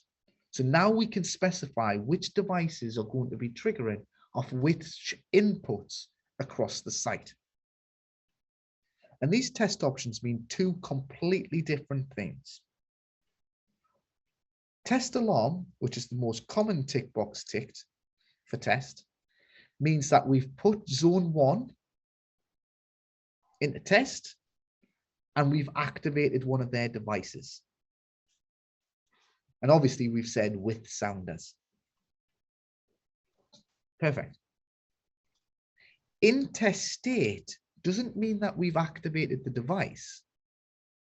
What in test state says is that we've actually just put the zone 1 into test. We haven't done any triggers or anything like that. And then the sounder would trigger. Not commonly used, I've got to admit, on sounder devices, but some people may have an LED trigger, or in a security room, there might be a beacon to flash to say that there's testing going on and stuff of that nature. But the two most common tick boxes used are the input action and then the test alarm option to say that to trigger through that command.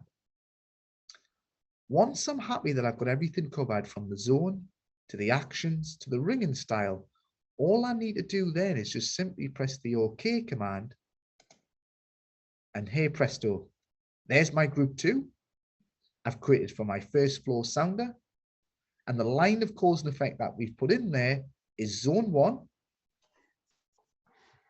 with an input action of fire, and it will turn on when that condition takes place. Everyone following me so far? Yeah. Is there a question I can ask? Certainly at any time, yeah. Yeah, you put it down on the options for double knock. Surely you'd put double knock and A, because A would be a call points, which should override your double knock. Well, I was just showing you double knock, so I just ticked it. I actually finalized it as just fire, so I didn't tick double knock as well. Double knock, to be honest with you, if double knock is ticked, so if you ever want to edit anything in the, that's up here, you can highlight it bottom left-hand corner. So you can see there's my tick boxes again. Yeah. The thing is, if I had ticked double knock in there, you can see it's coming up as double knock. Yeah. Really, I don't necessarily need a tick category as well. I don't need to. Oh, because they're set as double knockout already, aren't they? Exactly. Yeah, of course they are. I forgot that. So the incidence of a call point is taught to do a double knock anyway. So what will happen is if the incidence is set up as double knock, what happens is it's after either 2 single knock devices or 1 double. So the call points will be already overriding it. Forgot about that. No problem. Right, I've just had a question in here. Let me have a little peek. So we've got a question. Would you be ticking most of the IOs? Door holder doesn't have to drop one default condition, etc. So you're saying if you need multiple, is that what you're trying to say? So if you need multiple actions to trigger your device, you can't take as many of the options as you want, really. If you're wanting your door holders to open to activate on fires, faults, alarms, and everything like that, by all means, you can put these door closures in whatever output group you want. And all you can do is you can put in an output group and you can tick them all if you really want to. Be our guest. You can tick every single option in here. If you need that device to trigger on any condition, by all means, you can do that. And that'll work no problem whatsoever. But it's all about just covering it for what you're exactly after in these sort of scenario. So someone's still confused on the May walk test. Right. So let me have a look. Let's see what they've said. So this is only offended when the test. So what we said, so you know the May walk test that we ticked on before. What that's saying is this device has the option to activate during the test sequence. So if you say with sounders, it has the option to activate it. In this section, what we're doing is we're specifying when it should trigger. Because we don't want, let's say if we were doing a test, it's pointless saying in test and then we're doing activations and then all of a sudden the full site's triggering. We wanted to follow its own cause and effect still. So in this case, on my particular floor, I've ticked it for the May walk test. So if I go back to my device, I've said that you've got a possibility to activate in test. So it knows, yep, I might activate in test. Great. Within the output group of that, what I've said is, right, you are activating on test, correct, but you're only activating on a test in zone 1. So does that make sense, bud? I hope that answers your question. I hope it's cleared up a little bit on what we're discussing there on the test functions. What's the other question that we've got? How would you make a double knock across 2 zones? So, etc. 1 device in zone in a zone and the other one enable it. Right, so what you're saying is if you've got multiple zones and you want to say 2 zones across the network, there's no problem with that, to be honest with you. We can certainly do that sort of programming, but it will be using the other actions that we're going to discuss a little bit later on in the course. All I want us to do first and foremost is get our head around the zone ranges, and then I'll start showing you some of the options. But we certainly have some of these options up here that certainly help us out with the double zone operations and stuff like that.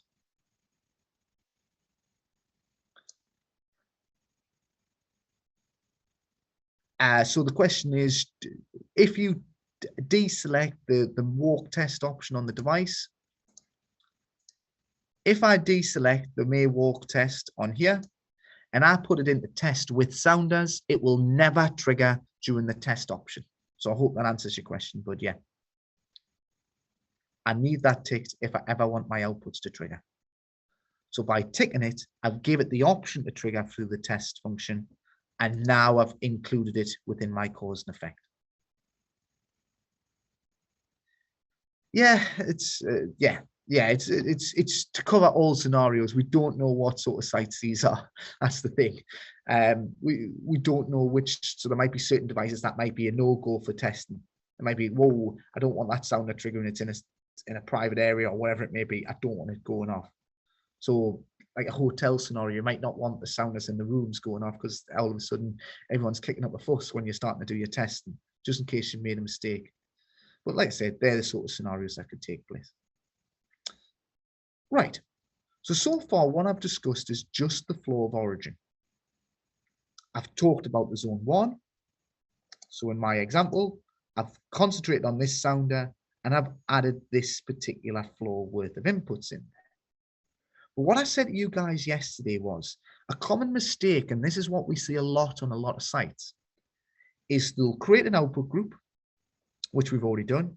They'll add in the first line of cause and effect and they'll go, right, now what do I do? All right, I'll create the next one. Oh, and then I'll create the next one after that. Bang, bang, bang, bang, bang. And to be honest with you, it sometimes causes a little bit of confusion when you're jumping back and forward between output groups and stuff like that. What I normally advise in this sort of situation is concentrate on the output group that we are using. So concentrate on that one output group and make sure that you get every single scenario placed within it before moving on. So what I said to you guys was, I want the flow of origin to trigger it straight away, which it is doing at this moment in time. There's no problem with that. But what I now need to do is I now need to tell the sounder to cover the other scenarios. So I now need to trigger on zones 2. I now also need to trigger on zone 3. But I'm not just wanting to trigger straight away in them scenarios, I'm wanting a different delay. And how we can introduce delays to the system is via using the ringing styles option. So what I'm going to do before I start adding in the rest of my devices, what I'm going to do is I'm going to show you how to set up a ringing style to cover exactly what you want. So to gain access to the ringing styles option, what you do is you go to the icons across the top and you can see the one on the far right here of a bell that's activating, which if I hover over it, will say View Edit Ringing Styles. The View Edit Ringing Styles option will list out all the different ringing styles that we've got to play with. And I said that in total, you've got 40 different ringing styles to play with.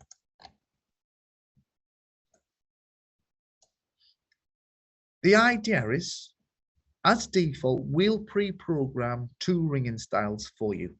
And this is what I said yesterday, which are ringing style 0, which is just your standard on tone.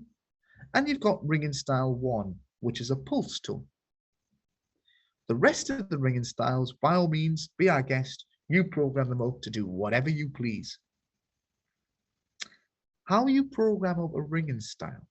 And I'm just going to take this one of these next available ringing styles as my example, which is ringing style 4 in this, or 3 in this case. All I do is I highlight it, and I get all the options for that ringing style in the bottom left-hand corner. I'm just going to miss out the tick boxes just at this moment in time, because a lot of these options aren't going to make sense until we start looking at these options below. And how a ringing style works is it works in phases. And there's 3 phases in total. You don't necessarily need to use them all, but you do have 3 phases that you can play with. And each phase is programmed with a delay and an output type. So you're telling it how long it's going to delay for and how long and what it's going to do once it gets to the end of that delay. So what happens is it drops into the phase, and the first option it asks us is, should I delay? So in our scenario that we've just been discussing, what I said was, I potentially need a 30-second delay. A 30-second delay. And if that was all I was wanting to do, that's all I would need to select. 30 seconds delay, and then that's just about created. However, a ringing style can be as complex or as advanced as you possibly need it. And you see, I've got a lot of options that I can start to configure in here, which ranges from what I would like it to do after the 30 seconds. So there's 3 options in output type. You can get it to turn on, you can get it to pulse, or you can turn it off. So let's come up with a ridiculous scenario just to show you what's capable of these ringing styles. So it might be the case that, before we get on to a ridiculous scenario, what you also get is once you've selected either pulsing or on or anything like that, it also asks you the question, what tone you would like. So we've got all the different tones that you would ever need for that particular protocol. And you also get all the different volume settings as well. And that's all done through the ringing styles if need be. So if I need it to sound differently during the scenario, if I need it to pulse, I can choose it. Or if I want it to be a different volume, I can choose using these settings on here. And I can go as wacky as I want with these tones and everything if I need be. So I wanted it. Oh, let me just have a look. Does the volume override the dip switch settings on this? It depends what sound this is. Remember, if it's the XP95s and stuff like that, they're non-intelligent devices, so they don't quite get the same control. Where the Discovery ones, we get the control of the different volume settings and everything like that. So it's all depending on what devices you're using, bud. So if you're ever unsure what ringing style you want to use or what tone you want to use, you cannot actually use, so again, I've highlighted the option, I get the further options up the left-hand side. There's actually an option in this top left-hand corner, which is a preview tone option. So if you just want to hear what some of these sound like, you can come into here, you can select the ringing style, and you can play the tone. Unfortunately, it's playing through my headphones instead of playing out my laptop. But like I said, you can select any of these tones. You should be able to hear it slightly through your laptop, maybe. It's rather loud through my headphones, but yeah. Well, you get the gist. You can have a listen to what some of these tones sound like. And like I said, you get 3 phases to go through. So if I wanted a ridiculous phase, a ridiculous scenario, and it's not likely to ever happen, but it's just to show you what can happen. It might be the case that we need a delay. After the delay, we might want it to indicate to the site that is a potential alarm, so we can change it to pulse. And you'll also see I get a different phase below. This is asking how long this command must take place. So if I only need this to pulse for an extra 30 seconds, I can do that. And again, I get all the same options again and again through all 3 phases if I ever needed them. So in this scenario, I'm going to get it the delay, then pulse for 30 seconds, then I'm going to get it to turn on, and let's say it was an external sounder or so for, let's say 10 minutes, and then I'm going to get it to turn off. Yes, it's a ridiculous scenario and it's not likely to ever happen on many of your sites, but you get the idea as why we might have the 3 phases now to cover each and every scenario. And all you need to do is just go down the list, understanding what each of these phases are actually doing. If you're ever confused in this on the left-hand side of exactly what a ringing style is ever doing, What I normally advise is if you go to the center of the page, you go to the ringing style and you can see it describes exactly what the ringing style is doing. So you just start from the left-hand side. So it's 30 seconds of nothing. Then pulse for 30 seconds. Then turn on for 600 seconds. Then turn off. So yes, it's a ridiculous scenario, but you get the idea of what the ringing style is doing now. And now that we get the understanding of that, there's 3 phases and each of the phases are doing something different. Now, when we start to look at some of these tick boxes, they start to make a little bit more sense. So you can see that we've got options like complete all phases. So if that option's ticked, what it has to do is it has to go through the full line before it actually turns off. It might be the case that we can latch a phase. So if it gets to a particular section, so it might be at the pulsing stage, I can go to the panel and latch that phase in. So it continues to pulse until we tell it otherwise. And the final tick box, what we get in there is the repeat phases one. And what the repeat phases one does is it goes through the full list, it turns off, and then what happens is it starts the process all over again. So it continues to go through until we physically reset the panel. There is one last tick box that we haven't ticked, and I'm going to cover that a little bit in a few moments time when we start to get onto the investigation delays and stuff like that. But don't worry, we will certainly be covering that in due course. But now that we understand that we can adjust these ringing styles to decide what happens when these conditions take place, what I can now do is start to create them up to cover my actual scenarios that we're going to be using. So what I told you guys was I want a scenario where for every floor that is an activation, there should be a 30-second delay added to my actual sounder. I'm only creating 3 floors of this. So I'm only going up to I'm only going from the bottom to the 3rd floor up on my programming.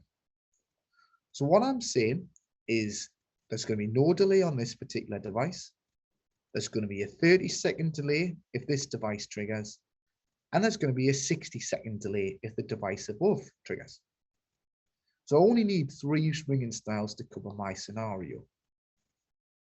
So if that's the case, what I do is I go back to my output group cause and effect. I've created my ringing style 0, so we know that ringing style 0 is just going to turn on straight away because that's just the default program. What I'm now going to do is I'm going to create 2 new ringing styles, one for 30 seconds, the other one for 60 seconds to cover the full programming.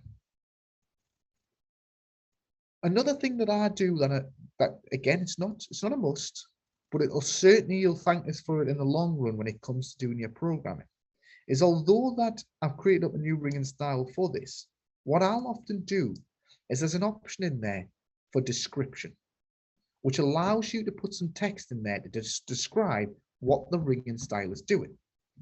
Because if I just left it as default as style 6, that means absolutely nothing to no one. Style 6 could mean anything. But if I change that text to describe what it's actually doing, now when I come to add that in, it starts to make sense and it makes my programming have a bit of clarity when I've been setting it up. And I'll just do the same thing on here, 30-second delay. And what I'll do is I'll change my ringing style 0 to just represent that.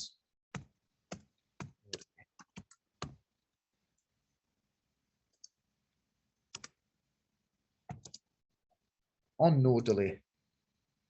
So now I've got my 3 ringing styles to cover each and every one of my scenarios.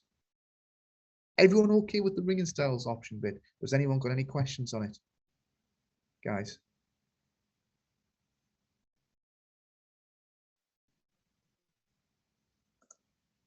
No, everyone's okay with that one.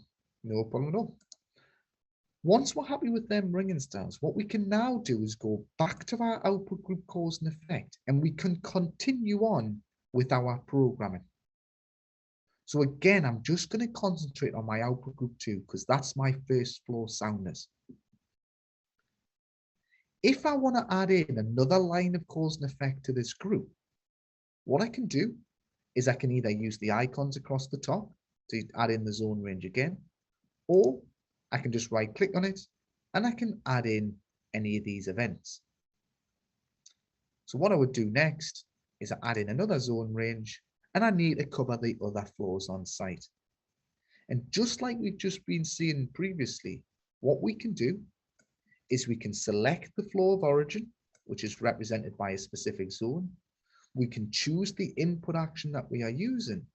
But now, because we've got some specialist ringing styles to play with, what I can do is I can now start to use this option and select the specific ringing style that's being created up.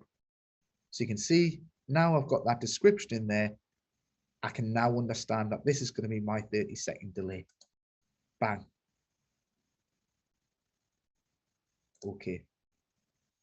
And I can continue that method on, covering each and every scenario, continue to add in more and more zone ranges in there to cover the full site, and using the ringing styles to my advantage to tell it what to do when these conditions take place. And now, because I've had the text onto the ringing style, when I come to read what's going on, what it's telling me is that zone 1 is going to activate with on no delay. My ringing style 2 is going to delay for 30 seconds.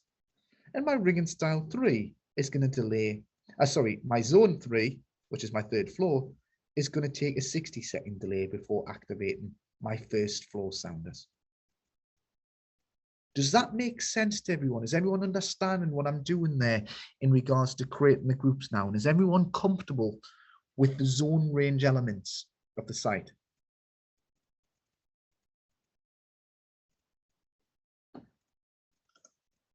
All good. Yeah, looks like a lot of people seems okay with that. Yeah.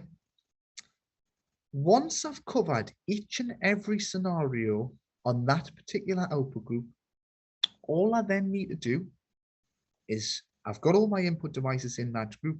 I can then move on to my next group to create the next cause and effect line. And my next group, now that I've covered all the scenarios for this sounder, I can then move on to the next one and make sure that I do the same thing with that, covering each and every scenario with all the different zones in there. So it's done in exactly the same method. I right click, I add the output group, zone output group 3, which is the second floor sounders.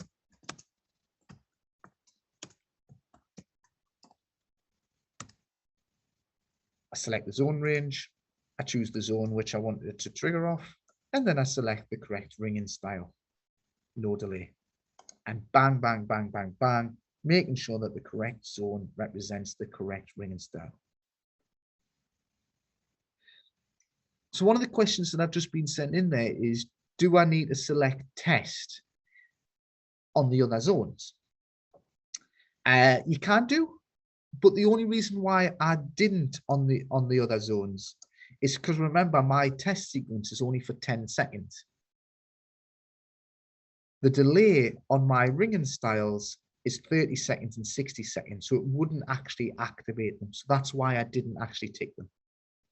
By all means, if they were activating straight away, I could easily tick that option, but obviously because there's not a lot of time on my test function, that's why I didn't actually tick them on there. So I hope that answers your question, bud.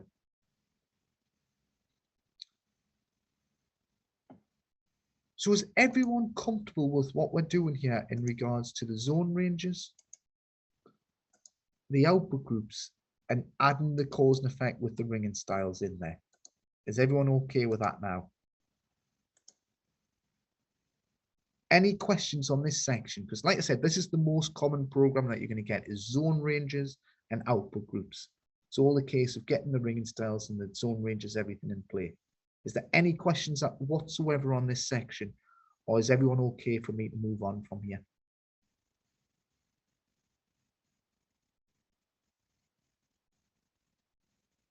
Everyone okay?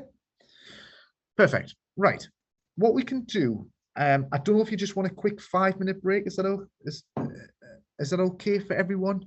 I just need to fill up my water. We'll meet back here at about 10 past, and then what we'll do is we'll just have a quick 10-minute break, meet back here at 10 past, and then we'll move on to the other actions that can be used on these sites. How does that sound, guys? Is that okay with everyone? Sprinkler, sounders. All right, so you've got multiple sounders in one output group. Is that what you're trying to say? Yeah. If, like I said, there's nothing wrong with that. If I had, let's say this floor, I know that what I've been showing you so far is just one sound. Oh, helps if I click the right one. I've just been talking about just one sounder, right? If I had multiple sounders on this one floor and all of them were activating on exactly the same cause and effect, there's nothing wrong with placing them all in the same group, because they're not activating on anything other than what they should be triggering off. So yeah, there's nothing wrong with putting them all in the same group in that sense, bud. So I hope that answers your question. As long as they're all activating off exactly the same lines. More of a design question. Would the flow above be 60 seconds as the fire?